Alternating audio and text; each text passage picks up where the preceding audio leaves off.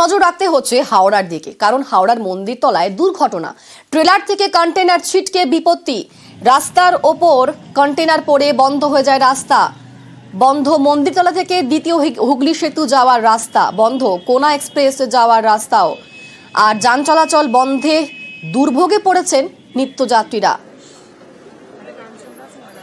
আমাদের সঙ্গে সেখান থেকে সরাসরি রয়েছেন আমাদের প্রতিনিধি সুস্মিতা। সুস্মিতা, প্রায় 4 ঘন্টা হয়ে গেল এই দুর্ভোগ চলছে, এখন কি পরিস্থিতি? যান চলাচল কি স্বাভাবিক করা সম্ভব হয়েছে?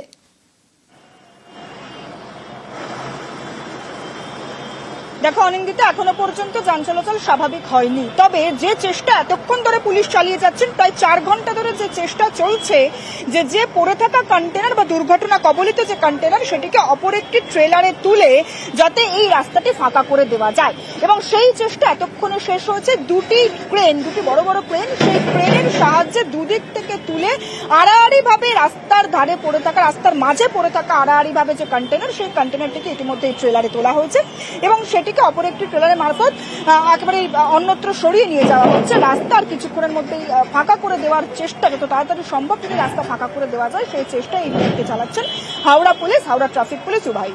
কিন্তু কিভাবে এই ট্যাঙ্কার, এই যে ট্রেলার ভর্তি যে কন্টেনার যে এভাবে এই রাস্তায় আড়াআড়ি ভাবে কিভাবে পড়লো, পুলিশের তরফ থেকে যেমনটা জানানো হচ্ছে, এই যে কন্টেনার, সেই কন্টেনার মাল বোঝাই কন্টেনার, সেই কন্টেনার খিদিরপুর ডক থেকে যাচ্ছিল লিলুয়ায়, এবং সেখানেই লিলুয়ার ঝাউতলা রোডে এই কন্টেনারটি যাওয়ার কথা, কিন্তু সেটি রাস্তা হারিয়ে মন্দিরতলার দিকে ঢুকে পড়ে। আর তখনই বিদ্যাসাগর সেতু থেকে মন্দিরতলা থেকে বিদ্যাসাগর সেতুতে কলকাতামুখী যে লেন, সেই লেনের মধ্যে ঢুকে এই কন্টেনার বাহী যে ট্রেলার সেটি ইউটার্ন করার যে চেষ্টা করে, এবং তার পরবর্তী সময় রাস্তার যে ঢালু, সেই ঢালুতে গড়িয়ে পড়ে এই কন্টেনারটি ট্রেলার থেকে রাস্তার মাঝে আড়াআড়ি ভাবে পড়ে যায়।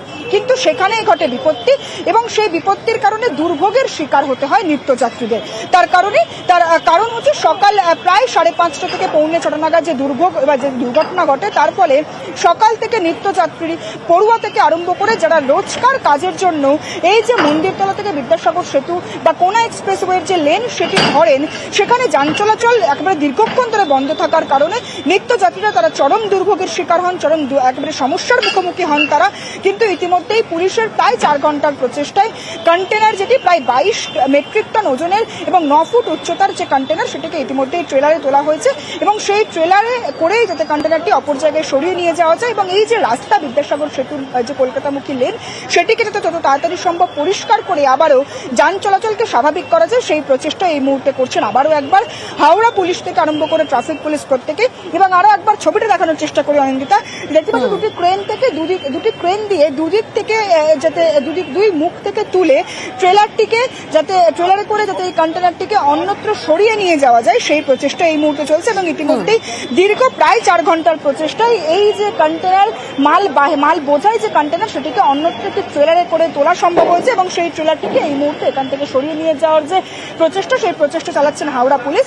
এবং দীর্ঘক্ষণ যে চরম ভোগান্তির শিকার হয়েছে নিত্যযাত্রীরা, তারা অন্য কোনো অপশন তারা যাওয়ার চেষ্টা করছেন, অন্য কোনো যানবাহনে করে তারা তাদের নিজের কর্মস্থলে যাওয়ার চেষ্টা যেমন চালিয়েছেন, ঠিক তেমনই দীর্ঘক্ষণ এই যে রাস্তা বন্ধ থাকায় যান চলাচল যেমন ব্যাহত হয়েছে, আর যার কারণে ভোগান্তিতে পড়েছে নিত্যযাত্রীরা। অনেক ধন্যবাদ সুস্মিতা।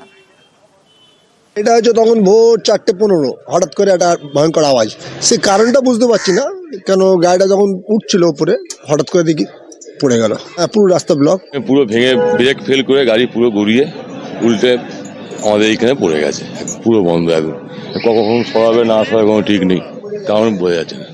এটা উঠতেই পারছে না তো, গাড়ি আসছে কিন্তু উঠতে পারছে না, সকালে সমস্যায় পড়তে হচ্ছে। সমস্যায় তো খুবই বড় সমস্যা, যাতায়াতের সমস্যা হয়ে যাচ্ছে সকালবেলা। কোনো বাস বা কিছু চলছে না, যাবে না তো, এটা দিয়ে দেখা যাক কি করে যেতে হবে। এবার পরীক্ষা চলছে, এখন এক্সাম, তো যেতেই হবে, কিছু করার নেই।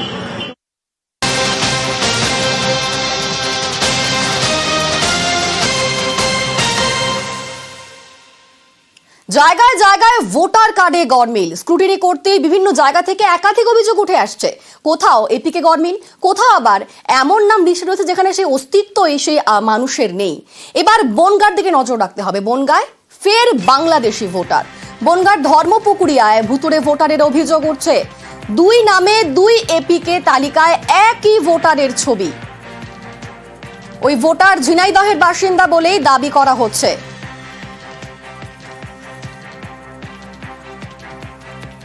আমাদের সঙ্গে সরাসরি রয়েছেন প্রতিনিধি অনিরুদ্ধ। অনিরুদ্ধ, এখানে কি সমস্যা হচ্ছে, কিভাবে এই গরমিল প্রকাশ্যে এলো, কি কি অভিযোগ উঠছে?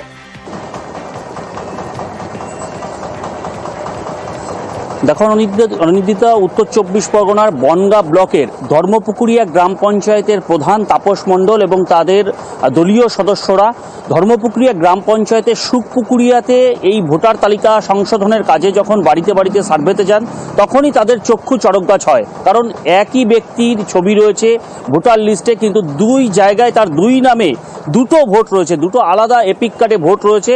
এবং প্রধান অভিযোগ করেন যে এই ব্যক্তি বাংলাদেশের, তার পাসপোর্ট রয়েছে, বাংলাদেশি পাসপোর্টে তার নাম রয়েছে সুজয় কুমার বিশ্বাস, কিন্তু এই দেশে তিনি ভোট বানিয়েছেন সুজন দাস নামে এবং সুজয় বিশ্বাস নামে। অর্থাৎ এই দেশে তার দুটো ভোট রয়েছে, কিন্তু তিনি বাংলাদেশে থাকেন, বাংলাদেশের পাসপোর্ট রয়েছে, তিনি বাংলাদেশের ঝিনাইদহের বাসিন্দা। তেমনই কিন্তু অভিযোগ করেছেন এই ধর্মপুকুরিয়া গ্রাম পঞ্চায়েতের প্রধান।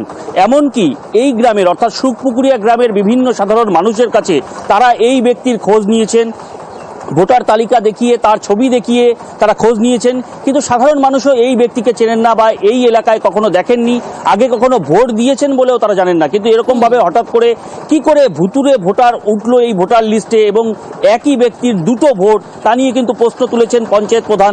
তিনি জানিয়েছেন যে কি করে এই ব্যক্তি ভোট বানালো তা নিয়ে আমাদের প্রশ্নচিহ্ন রয়েছে এবং এই বিষয়ে বিডিও এবং নির্বাচন কমিশনের কাছে তারা অভিযোগ জানাবেন বলে জানিয়েছেন। স্থানীয় বাসিন্দারাও অভিযোগ করছেন যে এই ব্যক্তির ভোট কেটে দেওয়া হোক, কারণ এই ধরনের ব্যক্তির ভোট থাকা আমাদের পক্ষে ক্ষতিকারক, তেমনই কিন্তু স্থানীয় বাসিন্দারা জানিয়েছেন। অন্যদিকে বনগাঁর বিজেপি জেলা সভাপতি যিনি আছেন, তিনি কটাক্ষ করে বলেছেন যে এরাই এই ভোটগুলো বানিয়েছেন, অর্থাৎ পঞ্চায়েতের তরফ থেকেই এই ভোটগুলোকে বানিয়ে পঞ্চায়েত, লোকসভা, বিধানসভায় তারা ভোট করায় বলে অভিযোগ তুলেছেন বিজেপির পক্ষ থেকে। বলা যেতে পারে যে ভুতুরে ভোটার নিয়ে এক কথায় চক্ষু চড়কগাছ ধর্মপুকুরিয়া গ্রাম পঞ্চায়েতের প্রধানের। তিনি এই বিষয়ে পঞ্চায়েতের রাজনৈতিক তরজা। ধন্যবাদ অনিরুদ্ধ। এই ব্যক্তি এখানে বসবাস করেন না, দুটো এপিক নাম্বারই আলাদা, কিন্তু ছবি এক। ওই ব্যক্তি বাংলাদেশের একটা পাসপোর্ট, যেটা তার নাম বাংলাদেশের নাম আছে হলো সঞ্জয় কুমার বিশ্বাস, তার বাবার নাম একই আছে যেটা আমাদের ভোটার লিস্টে এখানে পাওয়া গেছে, যেটা সঞ্জিত কুমার বিশ্বাস। নির্বাচন কমিশনের কাছে আমরা লিখিত আবেদন জানাবো যে এরকম ব্যক্তি যাতে নাম ভোটার লিস্ট থেকে বাদ যায়। ভোটার লিস্টে যাকে দেখালো আপনি চেনেনই না? না, চিনি না। এটা তো দুটো ভোট রয়েছে এই গ্রামে, আগে কখনো ভোট দিতে দেখেছেন? না, দেখিনি কোনো সময়। বাসিন্দার নাম মনে হয়তো, ভোটের তো নাম কেটে দেওয়াই ভালো। কর্ম তো তৃণমূলে তিনটে নাম, পাসপোর্টে এক নাম, বাংলাদেশে এক নাম, এখানে ডাক নাম এক আর আলাদা। তো এই যেসব মানুষের অস্তিত্ব নেই সেই সব মানুষকে এরা ভোটার করিয়ে ওই বছরে যে কবার 5 বছরে পঞ্চায়েত ভোট হচ্ছে সে ভোটটা ওরা দিয়ে দিচ্ছে, লোকসভা ভোট ওরা দিয়ে দিচ্ছে, বিধানসভা ভোট ওরা দিয়ে দিচ্ছে। কারণ যে মানুষ মরে গেছে ওদের কাছে জ্যান্ত আছে, এই ভোটের সময় জ্যান্ত হয়। এই ভোটগুলো হলো তৃণমূলের ভোট ব্যাংক।